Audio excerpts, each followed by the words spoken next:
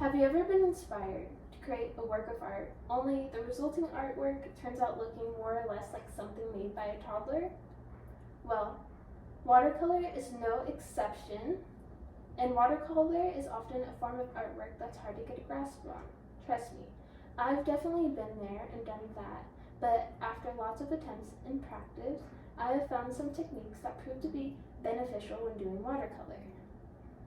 Some techniques that I will be talking about today are the wet on dry technique, the wet on wet technique, and the gradient technique. So next, we have the wet on dry technique. And this technique is typically the most commonly used one and known. It's used for bold lines and emphasis, as you can see right here, the stems of the flowers. And as the name implies, you simply take a wet brush and apply it onto dry paper.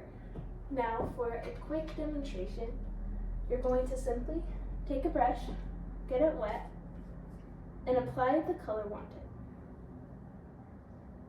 Like so, and like that. Simple, easy technique you can learn.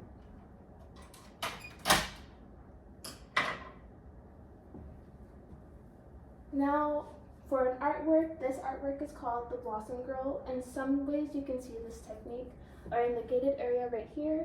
In the trunk of the tree, you can see the bold lines being used. Now, similarly to this technique, we have the wet on wet technique. And this technique is used in opposition to the wet on dry technique. It's used for soft lines and blending, and as the name implies, this is where you take a wet brush and apply it onto wet paper. Now, for another demonstration, simply take some water on your brush and lightly coat the paper in water.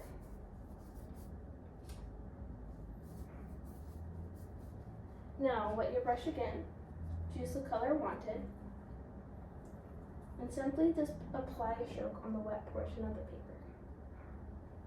Right. Now,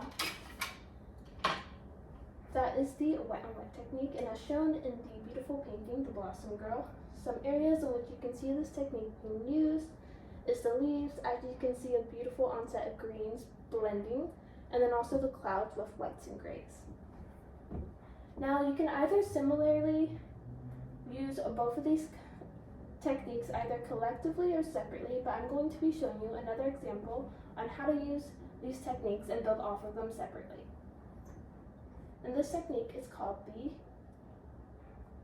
gradient technique. And this technique is also well known. You can see it in a lot of sunset paintings and ocean paintings. And as the name also implies, it's used to create a type of gradient. As you can see right here, we have a darker blue and it goes lighter. And for that technique, you can either use the wet on dry technique or the wet on wet technique. Now for another demonstration, I will be showing you this technique using the wet on dry technique. So simply wet your brush, apply the wanted color, and you want to make sure you have a deeply pigmented color on your brush, because you're going to want to move fast as the color quickly dries. So get your brush with color on it and apply it at the top of your page, and move in a downward position going from left to right in a downward position. And as you can see, we have this gradient of blue being used right here. Now, in the Blossom Girl painting, where you see this technique being used is the sky, as we see this onset of blues, yellows, pinks, and white. So, as you can see, knowing techniques can enhance your ability of doing watercolor. So, to recap, what we went over today was the wet on dry technique, the wet on wet technique, and the gradient technique.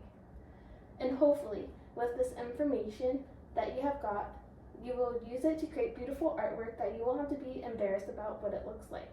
And lastly, here are some resources if you're curious about more techniques, and then also the direct link to the beautiful painting I had in the slideshow. Thank you.